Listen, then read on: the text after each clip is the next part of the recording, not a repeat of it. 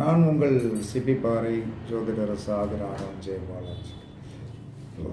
வீட்டில் தென்னை மரம் வளர்க்கலாம், வாழை மரம் வளர்க்கலாம், மிக மிக நன்மை தரும். அசோக மரம் வளர்க்கலாம்.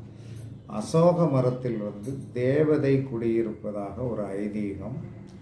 அப்போ உங்களுடைய தோட்டங்களில், வீட்டு வாசல்களில் என்ன சொல்லலாம்னா, காம்பவுண்டுக்கு வெளியே இந்த ரெண்டாக வளர்க்கணும். அப்போ எல்லோரும் சொல்லுவாங்க அசோகம் அப்படின்னா சோகம் அப்படிம்பாங்க. அப்படியெல்லாம் கிடையாது.